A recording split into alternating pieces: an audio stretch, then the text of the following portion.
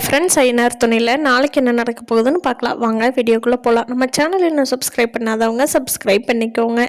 நிலா பல்லவன்கிட்டையோ இல்லை வீட்டில் இருக்கிறவங்க கிட்ட யாருக்கிட்டேயுமே உண்மையை சொல்லலை. சோழனும் நிலாவும் தான் இந்த உண்மையை எப்படியாவது கண்டுபிடிக்கணும்னு தேடிட்டு இருக்கிறப்போ இந்த அம்மாவை பற்றி வெளியில் யாருக்கிட்டேயுமே எதுவுமே சொல்லாமல் தான் இவங்க 2 பேரும் தேடுறாங்க. ஆனாலும் அந்த அம்மாவை பற்றின டீட்டெயில்ஸ் எதுவும் கிடைக்கல. சோழன் சொல்கிறாரு, எப்படி இருந்தாலும் அந்த அம்மா சிக்குங்க, அன்னைக்கு பார்த்துக்கலாம்.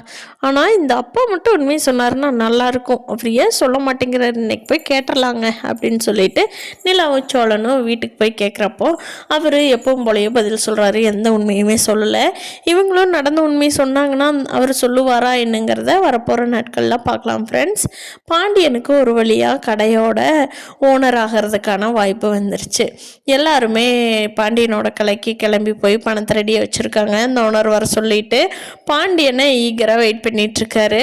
அவர் வந்த உடனே இந்த அமௌண்ட்டை எல்லாரும் கொடுத்துட்றாங்க. பாண்டி, நல்ல கடையை தாண்டா தேர்ந்தெடுத்திருக்கிற, நீ ராசியான கடைடா, நல்லா நீ வேலை பார்த்து நல்லா சம்பாரிடா, இனிமேல் நீ தாண்டா இந்த கடைக்கு ஓனர் அப்படின்னு சொல்லிட்டு அந்த ஓனர் சொல்லிட்டு கிளம்பிடுறாரு.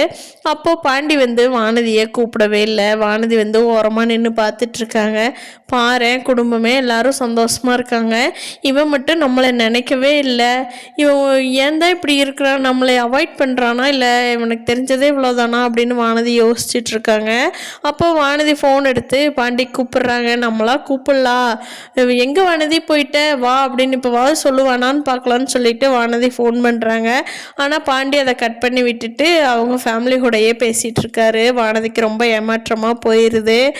வானதி பாண்டியனை புரிஞ்சுக்க மாட்டேங்கிறாங்களா, இல்லை பாண்டியன் வானதி புரிஞ்சுக்க மாட்டேங்கிறாங்களா, மொத்தத்தில் அவங்களுக்குள்ள கொஞ்சம் மிஸ் அண்டர்ஸ்டாண்டிங் வந்துக்கிட்டே தான் இருக்குது.